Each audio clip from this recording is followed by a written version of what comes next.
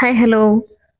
നമുക്ക് എങ്ങനെ നല്ല ഭംഗിയായിട്ട് റോളർ ഫോട്ടോ ഒന്നും ഇല്ലാതെ, അതായത് റോൾ ഹെമ്മിങ് ഫോട്ടോ ഒന്നും ഇല്ലാതെ തന്നെ നല്ല ഭംഗിയായിട്ട് കനം കുറച്ചിട്ട് അരികെ സ്റ്റിച്ച് ചെയ്തെടുക്കുക എന്നുള്ളതാണ് ഇന്നത്തെ വീഡിയോ. ഇപ്പോൾ എല്ലാവരുടെ അടുത്തും പലതരത്തിലുള്ള ഫോട്ടോസ് ഉണ്ടാവണമെന്ന് നിർബന്ധമില്ലല്ലോ. സിംഗിൾ മെഷീൻ യൂസ് ചെയ്യുന്ന ആൾക്കാരുണ്ടാവും. പലതരത്തിലുള്ള മെഷീൻസ് യൂസ് ചെയ്യുന്ന ആളുകളുണ്ട്. ചിലപ്പോൾ ഫോട്ടോ മാറ്റിയിടാൻ മടിയുള്ള ആൾക്കാരുണ്ടാവും. അങ്ങനെയൊക്കെയുള്ള ആൾക്കാരുണ്ട് എന്നുണ്ടെങ്കിൽ എങ്ങനെയാണ് നല്ല കനം കുറച്ചിട്ട് വേറെ ഫൂട്ട് ഒന്നും ഇല്ലാതെ നമ്മൾ നോർമലി യൂസ് ചെയ്യുന്ന ഫൂട്ട് തന്നെ വെച്ചിട്ട് കനം കുറച്ചിട്ട് ഹെം ചെയ്തെടുക്കുക എന്നുള്ളതാണ് ഇന്നത്തെ വീഡിയോ.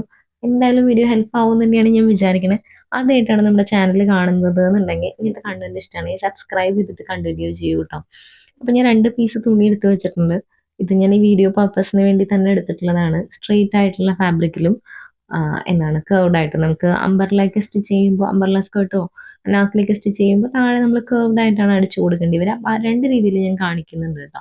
അപ്പൊ ഇത് ചെയ്യാൻ വേണ്ടിയിട്ട് ആദ്യം നമ്മൾ ഒരു ടീത്തിന്റെ വിടത്തിൽ മാത്രം ഒരു സ്റ്റിച്ച് ഇട്ട് കൊടുക്കുകയാണ് ചെയ്യുക. തുണീനെ ഇങ്ങനെ ഒറ്റ തവണ മടക്കി വെച്ചിട്ട്. അപ്പൊ ഇങ്ങനത്തെ ഒരു മെത്തേഡ് ചെയ്യുമ്പോൾ നമ്മൾ യൂഷ്വലി ഇടുന്ന ഒരു തയ്യൽ തുമ്പിനേക്കാൾ ഒരു പൊടിക്ക് കൂടുതൽ, ഒരു 2 പോയിന്റെങ്കിലും കൂടുതൽ തയ്യൽ തുമ്പ് ഇട്ടോളൂ കേട്ടോ.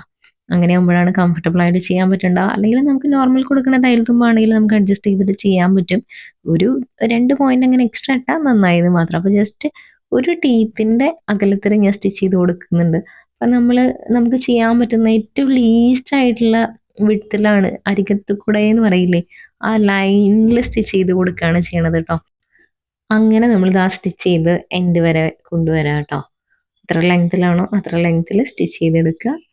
എന്നിട്ട് നമുക്ക് ഈ ഒരു റോ എഡ്ജ് ഉണ്ടല്ലോ, ഇപ്പത്തേക്ക് നീങ്ങി നിൽക്കുന്ന ഭാഗം, ഇത് നമുക്കൊന്ന് കട്ട് ചെയ്ത് കൊടുക്കണം. അപ്പോൾ നിങ്ങൾക്ക് ചെറിയ സിസേഴ്സ് ഉണ്ടെങ്കിൽ ചെറിയ സിസേഴ്സ് എടുക്കാം.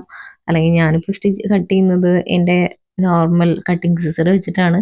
കുറച്ചും കൂടി ഇത് ഇത്ര വളരെ ചെറിയൊരു പോർഷൻ ആയതുകൊണ്ട് ചെറിയ സിസേഴ്സ് ഉണ്ടെങ്കിൽ അത് വെച്ചിട്ട് കട്ട് ചെയ്ത് കൊടുക്കാം കേട്ടോ. ആ നൂലിനോട് ചേർത്ത്, അതായത് വളരെ ചേർത്ത് ആ എക്സസ് നിൽക്കുന്ന ഭാഗത്തിനെ നമ്മൾ കട്ട് ചെയ്ത് ഒഴിവാക്കുകയാണ് ചെയ്യുന്നത്. നൂലിൽ കട്ടിങ് വരരുത്. ഇപ്പുറത്തേക്കും നിൽക്കണ്ട.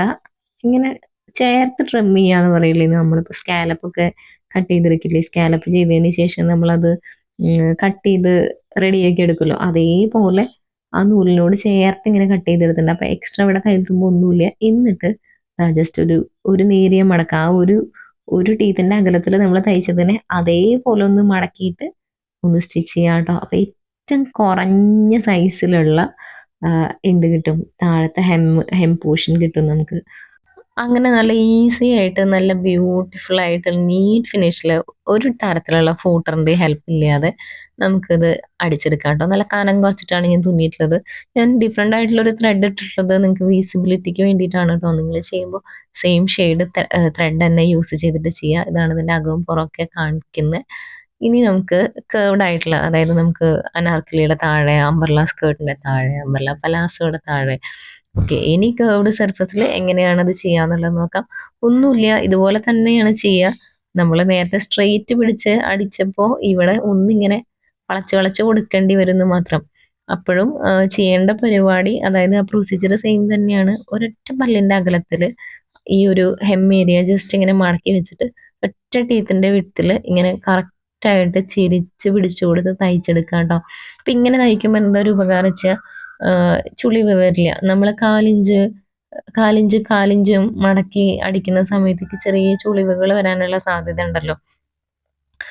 അങ്ങനെ തയ്ക്കുമ്പോൾ ശരിയാവാത്തവര് ഇങ്ങനെ ഒന്ന് ട്രൈ ചെയ്ത് നോക്കുക. ഇത് ചുളിവൊന്നും വരില്ല. ഈ എക്സസ് നിൽക്കുന്ന എഡ്ജ് നമ്മൾ ഇതൊന്നും ട്രിം ചെയ്ത് കളയുക. എന്നിട്ട് പഴയ പോലെ തന്നെ ഒരേ ഒരു പല്ലിന്റെ വീതിയിൽ ഒരു അടിപ്പും കൂടെ കൊടുക്കുക. നല്ല നീറ്റായിട്ട് കിട്ടും കേട്ടോ. അപ്പൊ എന്തായാലും നിങ്ങൾ ട്രൈ ചെയ്ത് നോക്കുക. നല്ലൊരു ടിപ്പാണ്. ഫൂട്ടറൊക്കെ മാറ്റിയിടാൻ മടിയാണ്, അല്ലെങ്കിൽ ഫൂട്ടർ ഇല്ല എന്നുണ്ടെങ്കിൽ വിഷമിക്കണ്ട. നല്ല നീറ്റായിട്ട് നല്ല ഫിനിഷിങ്ങിൽ നല്ല നേരിയതായിട്ട് നമുക്ക് അരികെ മടക്കി തയ്ക്കാൻ പറ്റും. എന്റെ ശബ്ദം ഭയങ്കര മോശമാണ് കേട്ടോ. പോയ ശബ്ദം തിരിച്ചു വന്നിട്ടൊന്നുമില്ല. ശബ്ദം വരാൻ വേണ്ടി കാത്തിരുന്ന് കഴിഞ്ഞാൽ വീഡിയോ ഇടാം ഇനി ഒരുപാട് വൈകുന്നുള്ളത് കൊണ്ട് ഞാൻ അങ്ങനെ വോയിസ് ഓവർ ചെയ്യാണ്. അതൊക്കെ നിങ്ങൾ ക്ഷമിക്കുമെന്ന് ഞാൻ വിചാരിക്കുന്നു.